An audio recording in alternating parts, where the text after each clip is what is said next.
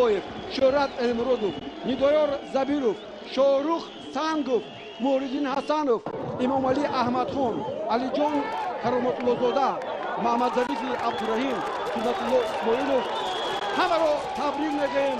آفرین آفرین آفرین به شما. و این گل رو ببینید که تقدیر این باختری رو حل کرد. شهرام سمیف از پس اولی کاپیتان دسته منوچهر سفرов. خیر دوستان گرامی، تا گزارش‌های نوبتی ما شاد و پیروز باشید.